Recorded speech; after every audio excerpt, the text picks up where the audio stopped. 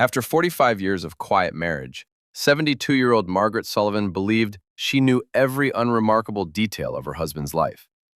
She was wrong. When a hidden brass key led her to a mysterious storage unit, Margaret didn't find old tax returns. She uncovered a staggering, dangerous double life that defied belief. Grief is rarely a sudden avalanche. For Margaret Sullivan, Peggy, as those close to her said, it arrived as a slow, suffocating dust. It settled over her four-bedroom colonial in suburban Connecticut like ash after a fire no one witnessed. Her husband, Cameron Sullivan, had passed 3 weeks prior. Massive sudden myocardial infarction, age 74. He died exactly as he had lived, quietly, without causing a fuss, in his favorite corduroy armchair, the Sunday edition of the Hartford Courant still open across his lap. For 45 years, Cameron had been the definition of predictable. Senior actuary at a mid-sized insurance firm, a man who measured existence in calculated risks and cautious investments. Sensible beige slacks, a dependable Honda Accord, complaints about the rising cost of Folgers coffee. He was good. He was loyal. But even Peggy would admit, in her most private moments, that Cameron was, unequivocally, boring. That was what made the discovery in his home office so profoundly earth-shattering. A rainy Tuesday afternoon, Peggy had finally summoned the courage to sort through Cameron's study. Their estate lawyer, Thomas Caldwell, had assured her everything was perfectly in order. A modest life insurance payout, a comfortable pension, the house fully paid off. Quote, _0, _. Thomas had smiled, handing her a neat manila folder. Quote, _1, _. Peggy started with the heavy oak filing cabinet in the corner. As she dragged a box of old utility bills across the room, the cardboard edge caught on a loose floorboard near the radiator. She frowned. Cameron hated household disrepair. He fixed a squeaky hinge before she even noticed it existed. She knelt on the worn Persian rug, joints popping in protest, and pushed at the edge of the hardwood plank. It shifted. Curiosity overcoming sorrow, Peggy retrieved a flathead screwdriver from the kitchen drawer and pried the plank upward. Beneath it, resting in the dusty cavity between the joists, a small, heavy, black velvet pouch. Her heart did a strange flutter. Cameron didn't hide things. Spare keys hung on a hook in the garage. Important documents sat in a fireproof lockbox in plain sight. With trembling, age-spotted hands, she pulled the velvet pouch into the gray afternoon light and loosened the drawstrings. Inside lay a heavy, unusually shaped brass key, a high-security Medico lock key, and a folded, yellowing piece of paper. She unfolded it. A commercial lease agreement. A place called Ironclad Self-Storage, located on Route 9, an industrial stretch about 40 minutes from their home. But it wasn't the location that made the breath catch in Peggy's throat. It was the name on the lease. Unit 418, rented to a Cameron Sterling. Peggy stared at the paper. The rhythmic ticking of the grandfather clock in the hallway suddenly sounded deafening. Cameron Sterling? She recognized her husband's distinctive, neat cursive at the bottom of the page, his hand signing off on a pseudonym. The lease showed the rent for a large, climate-controlled unit paid in full, in cash, for a decade in advance, a sum of nearly $25,000. Where would Cameron, a man who clipped coupons for laundry detergent, get $25,000 in cash? And why the false name? Peggy sat back on her heels. A cold knot formed in her stomach. The man she had slept beside for over 4 decades. The man whose snoring she knew by heart. The man who claimed to spend every second Tuesday at a local Rotary Club meeting. He had a secret. A very expensive, highly concealed secret. For one wild moment she thought of infidelity. Another family? A mistress tucked away in some condo? But a storage unit didn't fit that narrative. She looked at the brass key resting in her palm. It felt unnaturally heavy, as if burdened with the weight of whatever it unlocked. Peggy realized then that she had a choice. She could toss that key into a drawer and forget it existed. She could protect the memory of her cautious, number-crunching husband and drift through whatever years remained wrapped in comfortable ignorance. But Margaret Sullivan had never been built for comfortable. She tucked the key into her cardigan pocket, grabbed her coat, walked straight out into the rain. Route 9. That was where she was headed. The drive to ironclad self-storage felt like crossing into a world that shouldn't exist. The facility sprawled behind barbed wire and surveillance cameras, a concrete fortress with no softness to it. Nothing like the quiet, tree-canopied streets she and Cameron had shared for decades. Peggy parked her Buick in the lot and stepped into the leasing office. Behind bulletproof glass sat a thick-necked man. His name tag read Gary. He looked at her the way people look at lost grandmothers. "Can I help you, ma'am?" Skepticism dripped from every syllable. A petite, silver-haired widow had no business in a place like this. "I'm here for Unit 418. Her voice didn't waver. She slid the lease agreement beneath the glass partition. Gary glanced down, typed something, and his entire posture shifted. Dismissal melted into something close to deference. "Ah, Mr. Sterling's unit. I'm sorry, ma'am, but unless you're on the authorized access list, I'm his wife." Peggy pushed her driver's license and Cameron's death certificate through the gap. "My husband died 3 weeks ago. I'm executing his estate." Gary studied the documents, his brow furrowed. Sullivan? The unit's under Sterling. A business alias. The lie came out smooth. It startled her how easily it formed. "Check the emergency contact, the authorized list. He would have put me on it." Gary clicked through screens, his broad shoulders sagged. "Well, I'll be damned. Margaret Sullivan. Listed right here as sole inheritor of the unit's contents upon death. He set that up 10 years ago. 10 years. A decade of secrets, filed neatly in a database she never knew existed. "I'm very sorry for your loss, Mrs. Sullivan. Mr. Sterling, Mr. Sullivan, was a very quiet, polite gentleman. Always came in on the second Tuesday of the month, regular as clockwork. The Rotary Club meetings, every second Tuesday, for 10 years. Thank you, Gary." The words scraped past the nausea rising in her throat. "Can you direct me to the unit?" Unit 418 sat in the premium climate-controlled sector, a massive corner space, the kind built to hold an RV or the entire guts of a mansion. Peggy stood before the corrugated metal door, the brass key pressed hard into her palm. Her hands trembled as she guided the Medico into the heavy-duty padlock. It turned, smooth, oiled, a satisfying click. She unlatched the mechanism, gripped the handle at the bottom, heaved upward with a grunt that echoed through the cavernous hallway. The door rolled along its tracks, metal thundering against metal. LED lights hummed to life inside. Peggy crossed the threshold. Her hand flew to her mouth.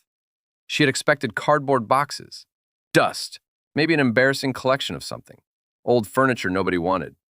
What she found looked like the staging ground for a villain in a spy film. Immaculate, the floor coated in pristine gray epoxy. And there, dead center on a rubber mat, sat a flawless midnight blue 1968 Jaguar E-Type convertible, polished to a mirror finish, a vintage masterpiece worth well over $100,000. Cameron wouldn't even drive 5 miles above the speed limit. Along the left wall, heavy steel filing cabinets, a bespoke oak wardrobe. Along the right, 3 massive fireproof gun safes, the kind that weighed a ton, that you needed specialized equipment to move. Peggy walked toward the wardrobe. Her mind had gone blank. Her body moved on autopilot. She opened the heavy wooden doors. 24 custom-tailored Italian suits hung in perfect rows. Armani, Brioni, Zegna. Her fingers traced the rich wool, the silk blends. Cameron's closet at home held off-the-rack polyester and moth-eaten cardigans. Below the suits, rows of expensive leather Oxfords, polished to perfection. Above them, Rolex and Patek Philippe watches, resting in a velvet-lined automatic winder. Turning slowly, keeping time for a dead man. "Who were you, Cameron?" The whisper dissolved into the silence of that enormous room. She moved to the filing cabinets. The top drawer was unlocked. She pulled it open. And what she saw inside buckled her knees. Her weight collapsed against the cold metal. Without it, she would have hit the floor. Banded stacks of currency filled the drawer, and not just US dollars. Thick bricks of euros, British pounds, Swiss francs. Beneath the cash sat several heavy rectangular bars. They gleamed with that unmistakable yellow luster. Gold bullion. Peggy's breathing turned ragged, shallow, desperate.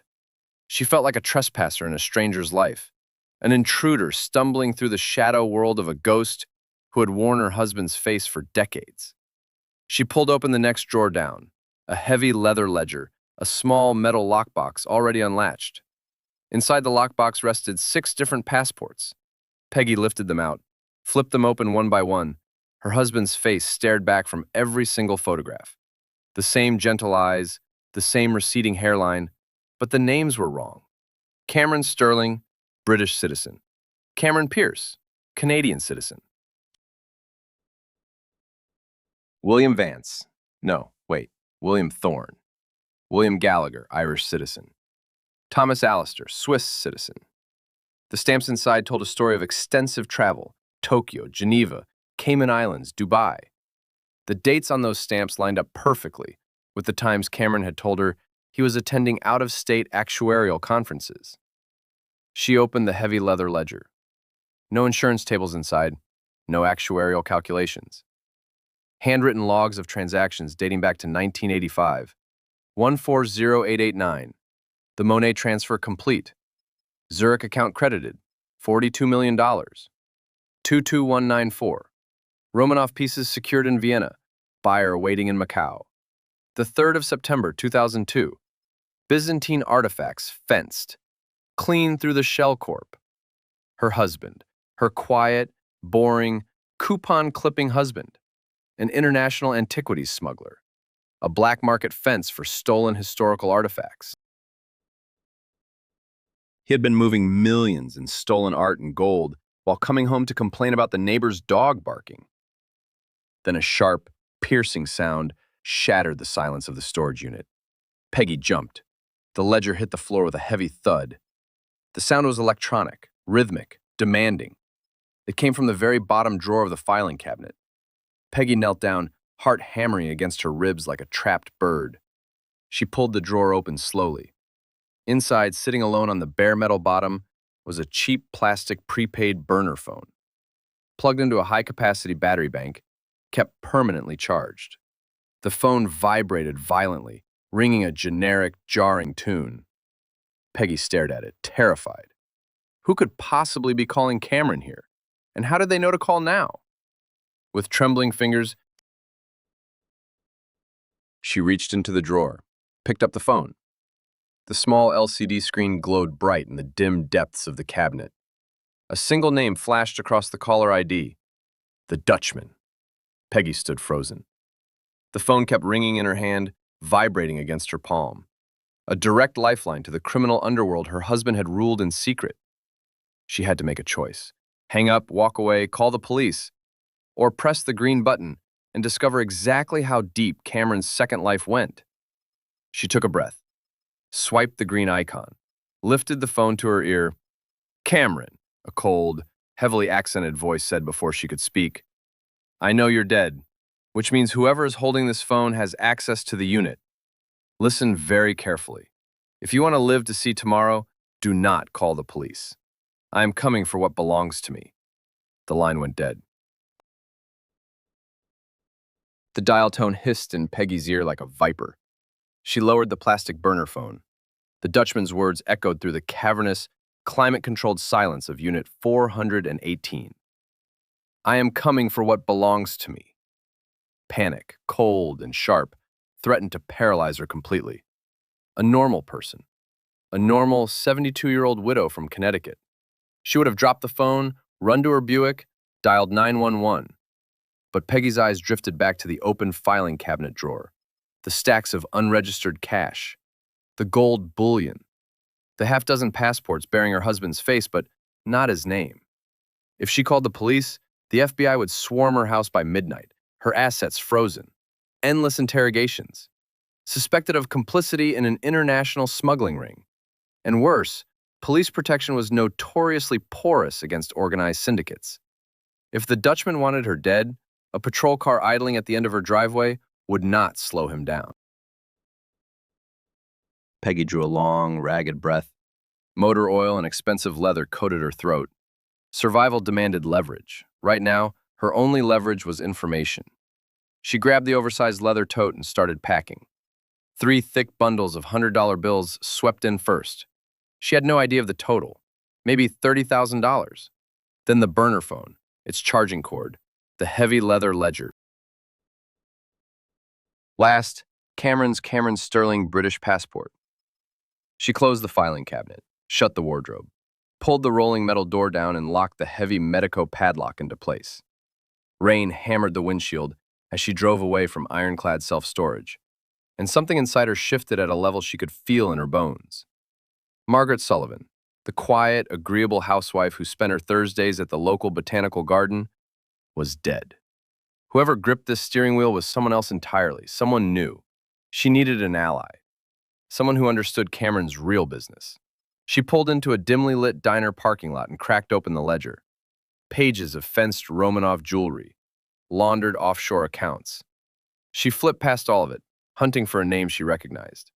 Most entries were initials or monikers. The Bear, S.T., the broker.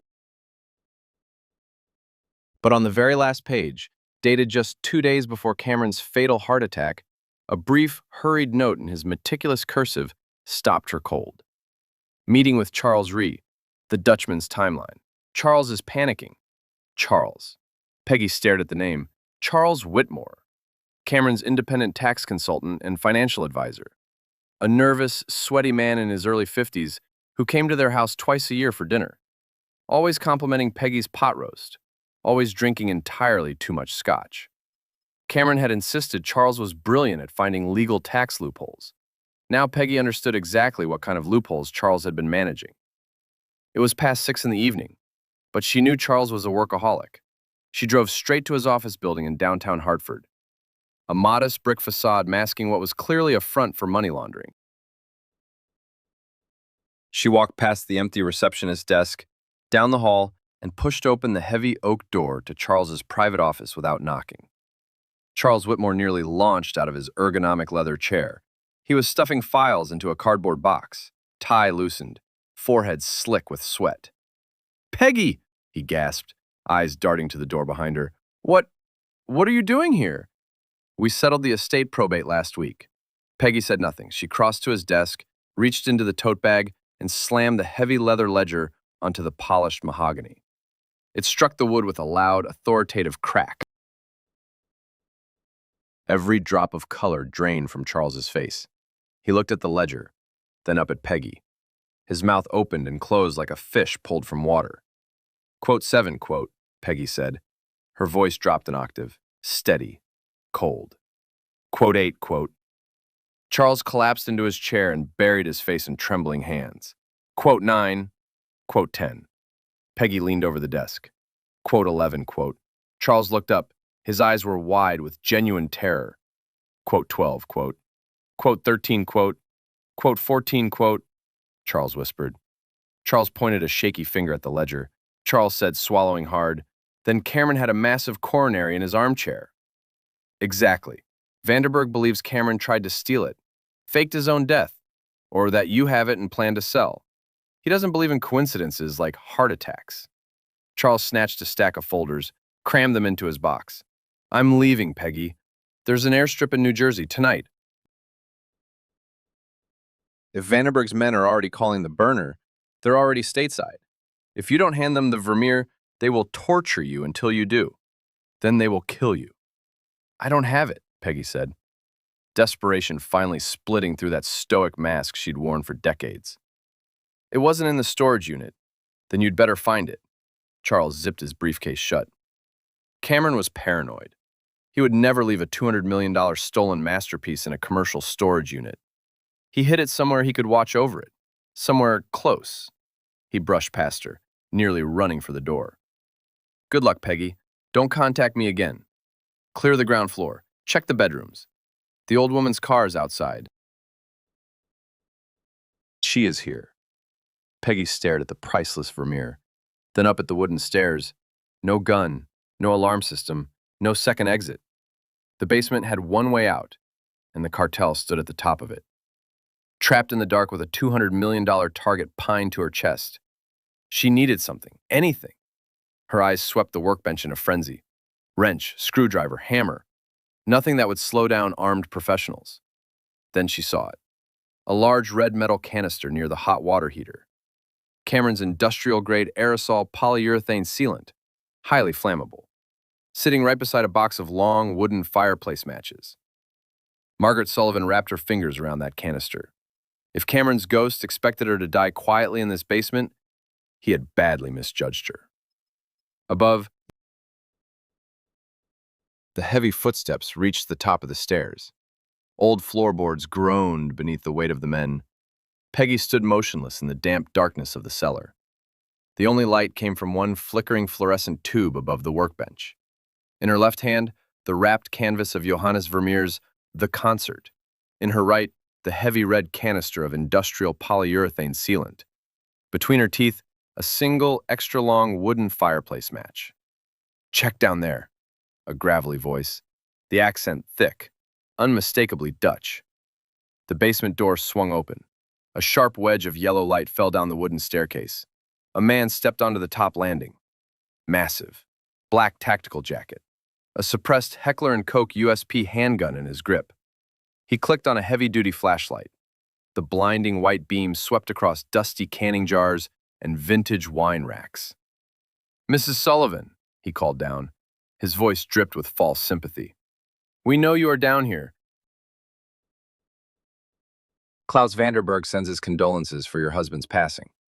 Now, if you hand over the package Cameron was holding for us, we will leave you in peace. If you make me come down there and find it, well, you will not be needing your pension." "I don't have it," she shouted upward, her voice shaking, a performance she did not entirely have to fake. "Please." "I don't know what you're talking about." "A pity," the man sighed. He took one step down the wooden stairs, then another. As he passed the halfway point, his flashlight beam dipped toward the floor. That was all she needed. Peggy stepped from the shadows. She aimed the red canister at the bottom half of the staircase and pressed the nozzle. The industrial sealant hissed out a thick, chemical-reeking mist of highly flammable polyurethane. It coated the wooden steps. It coated the man's leather boots. "What the?" the man snarled, jerking his weapon up. Peggy didn't pause. She dragged the long wooden match across the abrasive strip inside her pocket.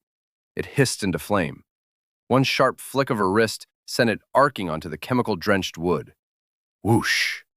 The staircase became a roaring curtain of orange. Polyurethane ignited on contact. Fire climbed the wooden steps like something alive and starving. The man shrieked. His flashlight clattered. His gun hit the floor. Flames crawled up his pant legs. He thrashed backward up the stairs, slamming into the men behind him. A knot of screaming bodies and burning fabric. Thick black smoke swallowed the basement in seconds. Acrid, chemical, choking. Above them, the fire alarm began its piercing mechanical wail. Peggy didn't look back. She seized the heavy leather tote, the ledger, the burner phone, the passports, the cash, and hauled it over her shoulder. The Tyvek-wrapped Vermeer she pressed tight beneath her arm. Smoke clawed at her throat. Her eyes streamed. She ran for the far corner of the basement. Behind a heap of forgotten moving boxes sat a small rectangular egress window, a leftover from the 1950s, when the house still burned coal. Cameron had latched it shut 30 years ago. Peggy climbed onto an old paint bucket. Her joints screamed. Every knuckle, every swollen finger protested. She forced the rusted latch free and shoved the heavy glass outward. Rain poured through the opening instantly, cold against her face. She pushed the wrapped painting out first, then the tote. Then, ignoring concrete scraping her ribs, ignoring the sound of her cardigan tearing, Margaret Sullivan forced her small frame through that narrow gap and tumbled into the Connecticut storm. She hit mud, hard, gasped for rain-washed air. Behind her, firelight pulsed through the basement window. Orange, hungry, growing. She clawed to her feet, grabbed her bags, sprinted toward the thick line of oaks separating her property from the neighbors, the main road, her car. She needed to reach one or the other, but the moment she crashed through the hedgerow onto slick asphalt, blinding high beams snapped on. They pinned her in the darkness. Two matte black SUVs sat motionless, blocking the end of her driveway completely. Silent. Waiting. Peggy froze. The Vermeer pressed against her chest. She had outmaneuvered the men in the house. But Klaas Vanderberg hadn't sent men. He'd sent an army. Doors swung open. Dark windbreakers, drawn weapons, figures stepping into the downpour. "Drop the bag, Mrs. Sullivan. Keep your hands where we can see them." A megaphone voice cut through the rain. Peggy squeezed her eyes shut, braced herself. But the accent wasn't Dutch.